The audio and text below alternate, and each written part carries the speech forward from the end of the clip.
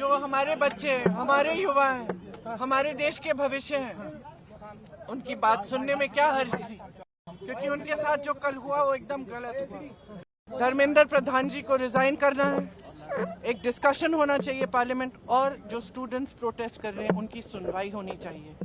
कल जो इन्होंने किया है स्टूडेंट्स के साथ, जो हमारे बच्चे हैं, हमारे युवा हैं, हमारे देश के भविष्य हैं, उनकी बात सुनने में क्या हर्ज थी।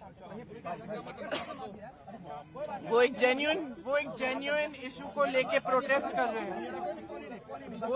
वो जो उनके साथ हो रहा है वो उसका दुख लेकर, गुस्सा लेकर प्रोटेस्ट कर रहे हैं। तो जो उनके रिप्रेजेंटेटिव्स हैं, हम सारे, हमारी जिम्मेदारी बनती है कि उनकी आवाज हम ऊंची करें और उनकी आवाज हम बुलंद करें और उनके सपोर्ट में हम खड़े हैं, क्योंकि उनके साथ जो कल हुआ वो एकदम गलत हुआ। ये एक लोकतंत्र है, it's a democracy. In a democracy, right to protest, it's a fundamental right.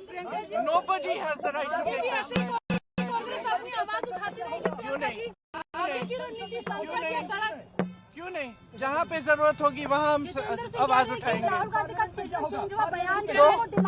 Demand उनका पहले कुछ और दिया था, उन्होंने बोला कि रेजोल्यूशन चाहिए धर्मेंद्र प्रधान का, तो उनका डिमांड जो है वो बदला था प्रोटेस्ट के दौरान, जब पीएम हाउस के बाहर वो प्रोटेस्ट कर रहे थे।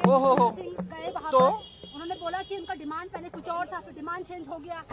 हमारे डिमांड बहुत स्पष्ट है और हम शुरू से ये डिमांड कर रहे हैं।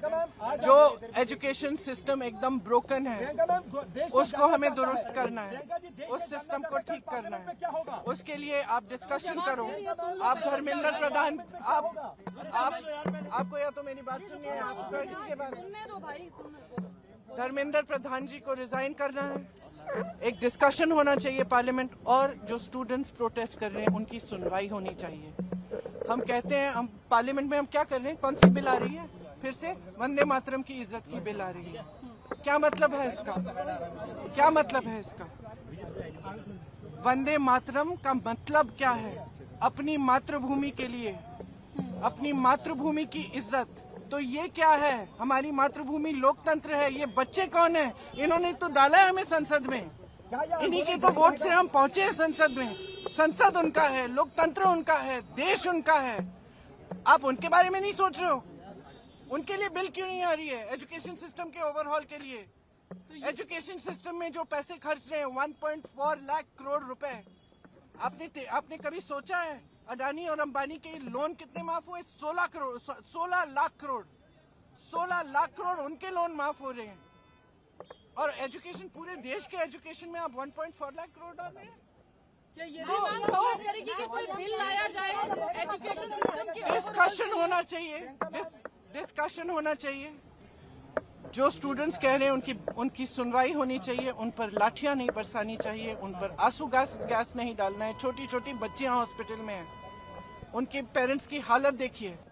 और आप लोगों की जिम्मेदारी बनती है, आप लोगों की जिम्मेदारी बनती है कि आप स्टूडेंट्स की आवाज उठाएं, आप इस मुद्दे को उठाएं और आप देश को सच्चाई दिखाएं।